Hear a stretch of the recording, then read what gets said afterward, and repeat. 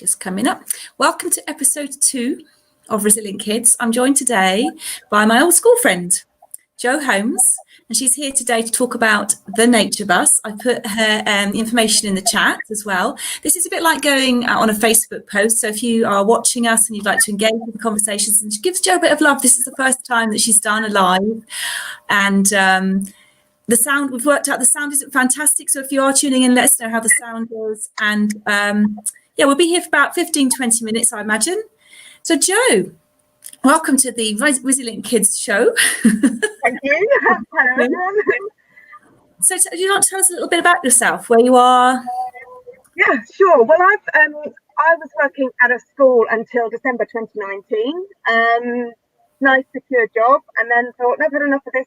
Wasn't keen on how education was developing, and decided, I'm going to get out and I'm just going to start something completely new. And my initial plan, the great plan, the big dream, is to get myself a bus, literally get a bus, and fill it with fun activities, dressing up, equipment, take it around to schools, to clubs, guides, scouts, cubs, brownies, all that sort of thing. Take it round to parks and things, and have it open for children to just discover the joys of nature. And that was my initial big plan. But of course, a big plan like that takes a lot of investment, and that wasn't something I was able to do. So I thought, well, okay, how am I going to go about doing that? And then ended up doing something completely different and opening a business as a mobile Reiki therapist. Opened in February 2020, bang. So yeah, not particularly successful, a great idea.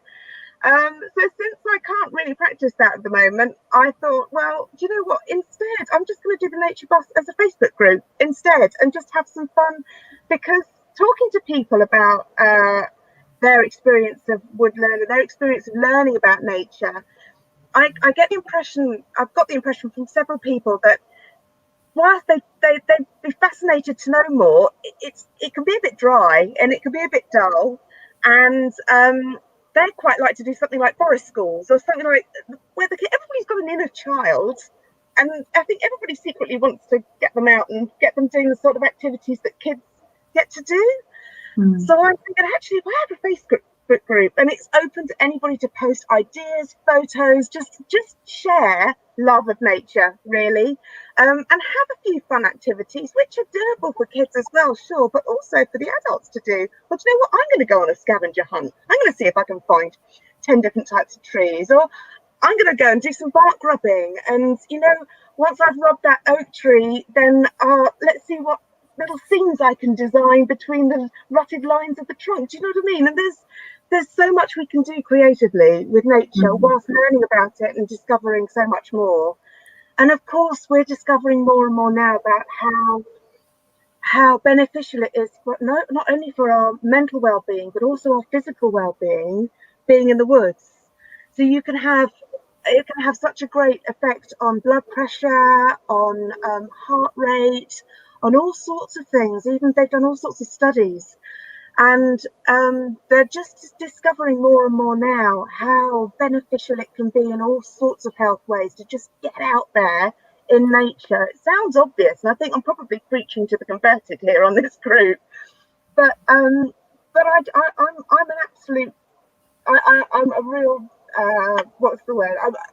I'm completely behind it. For the trees, an ambassador for the woods. Yeah, totally. Absolutely. Yeah. And I think sometimes we do go out, you know, I'm like you, I'm really love being outdoors and in nature, and try and get into the woods daily. Sometimes I'll go for the walk and I will just pass stuff by without properly paying attention. And then I'll go, oh, and there's a tree in my wood. It's an oak tree, and I kind of go and see my oak tree. But sometimes I'll be in such daydream and I'll go past it. I think, oh, didn't check in with my oak tree. And it's good to have, I know, a place in nature that's sort of more as yours. Yeah, definitely. And there's so much to explore about. I mean, I know it depends where you are, but I think you'd be surprised once you get an OS map or something and you start looking around. A lot of us have got a lot more time now, and just explore the places around you. It's amazing how much you can discover in the most unlikely places sometimes. There are trees growing and plants growing and little things scurrying around in the undergrowth in the most unusual or unexpected places. And that's quite often somewhere you can find stillness where you'd least expect it. And you can stop and you can listen to the birds and can listen to the undergrowth, or you can feel things moving around you. And if you just stop and listen in the woods for a while, rather than just, I'm there to get my exercise, I'm there to get my fresh air and pace my steps up and all that sort of thing. It's the stopping, it's the taking it in, and they're just absorbing everything there. And with your senses as well, just being so mindful and going through all the senses in the woods and touching things, feeling things on your face, the temperature and the dampness, and smelling the scents that are in the woods as well. And what does that affect? How does that affect the back of your tongue? What can you taste then from that? And just that whole mindfulness, I suppose, that the element of experiencing it in the full, and not just what you can see or hear, but all the senses as well.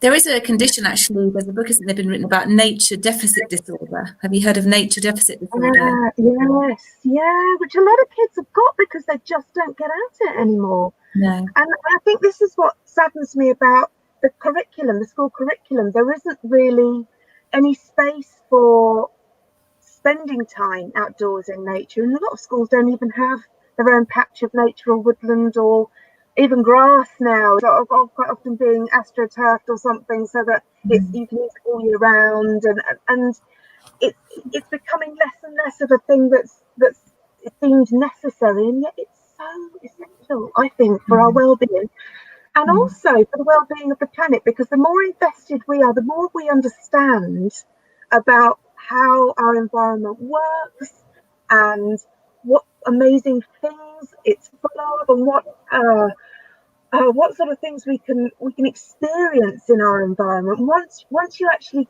start to understand and see more of it, then you're going to be more concerned about its welfare. You're going to be more. Absolutely. I absolutely agree with you. And go on. Sorry. No, we totally, and we are. I sort of I'm on the same page as you with the kids, and I teach. I've done some teaching in the past and do a bit here and there. But it does frustrate me that there's nature outside the window and they're so focused on ticking boxes and getting writing done. And yet I would go in and they didn't know how to identify an oak leaf. They didn't know what kids didn't even know what an oak leaf was. And they had an oak leaf, and literally they had an oak tree outside their window and they didn't know what it was. And you think, what a waste. Yeah. Or the calls into the classroom and the children are fascinated by a spider. And then you're like, no, children, no, we've got to get on with this. And yet that's the thing that they're interested in. That's their interest, that's lit them up. Rightly so, because that's what's actually going on around them. That's actually what's important, in my opinion. Yes, okay, we need to know how to add up, and yes, okay, we need to know how to read, but actually also be aware of what's going on around you. And if they are aware of that slight movement, or they see that thing scurrying across the floor, then oh my God, what a wonderful opportunity to stop everything and say, okay, there is something there. Let's discover more about it. It used to be, I think, sort of 10, 15 years ago, that was possible to do.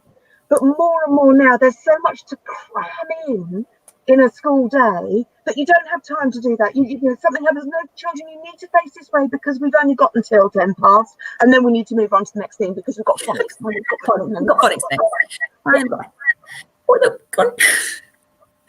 No, I hear you, and but that's Resilient Kids was sort of founded around that way as well, and about children trusting their wings and getting them into nature, getting them together and collaborating and creating. And I think where we've seen this erosion, we've both experienced it as teachers, of the creative curriculum, of the nature curriculum, of play. I feel that there has been an increase in children's mental health problems. Yeah, it wouldn't surprise me at all, because they are so much is trying to be crammed into them. I really see that the change over the time I was there, and I was only there for 7 years, but the change just in that time. But seeing my kids who were there for a lot longer, how much more pressured they are to get from one room to the next, to get from one lesson to the other, even at primary age, even at infant school. There's so much more pressure on getting more done and ticking, as you said, ticking these boxes, and that's got to, there's pressure on the teacher, and that transfers then to the children as well. Whereas if you can stop for a while, if you can stop and say, oh, look at this tree, have a look at this, what's going on out there, let's go for a nature walk and actually look at what's going on in the grass, let's get close to the grass and find out what's going on. Just not put damp on it. What's in there? It's not just grass, is there? What's that leaf? That's not a grass leaf. What's that? There's so much going on in there that they could be seeing, and they are fascinated if they get the chance to do it. When you do get the chance, like in the playground, play was great, you know. They go, what's this? A pick a leaf. What's this? What's this flower? What's that? Because they want to know. They're sponges, and they want to know. And the more they're exposed to it, the more broader their whole understanding of the world is as well. Absolutely. So you're creating your own little movement with your Facebook group to start with, and who knows from those tiny acorns where your nature bus could lead you to, and who will, you know, it seems very, there's lots of interaction in there, lots of people interested. Your posts are wonderful, and I think I've just going to put it up here. If you the URL was a bit of a muddle, so we thought we'd go, if you want to find Jo, she's on Facebook and it's called The Nature Bus. If you're tuning in now and watching, or even after, if you've got any questions for Jo, or give us a little bit of a love, give it a like, you know, and share the love. And this is obviously shared into Jo's group as well, so you can have a watch of it there. And we'd love to do another one in the future. I think Jo and I would like to kind of come on and share some more nature bus grooves with you. That'd be great. That'd be great. It'd be lovely. Fabulous. All right. Well, thank you very much for joining me today, Jo. Is there anything else you'd like to share before we tune out, log off? Oh gosh, I don't know. I think we've talked about a lot, and I think there were so many things I could say, but I could go on for hours. So it's probably best to shut me up. Really. Yeah, that's the great thing, isn't it? With these lives, it's easy to do, and it's easy to come on here. So definitely in the future, we'll have some more learning for everybody and sharing. It's wonderful. It's absolutely needed. It's absolutely needed. You're clearly very passionate about what you're doing and connected to it all. And the trees need you, nature needs you, the kids need you, families need you, and the world needs you. So yeah, good luck with your movement. I'm with you on the bus. Oh, I've got a little comment. Someone's commented here. Let's see who. Great earrings, Jane. They are. I don't think they've done much to support the environment, though. There's your link there. See, that's what the link looks like for the Facebook group. See what I mean? It's a bit of, I think probably in the group I could probably help you kind of change that URL. Please do. Yeah. I've got a clue. Tech isn't my strong point. It really isn't. I'll make it up as I go. You just learn as you go and you grow. All right. Well done, Jo. Thank you for tuning in and watching the show. Thank you for having me.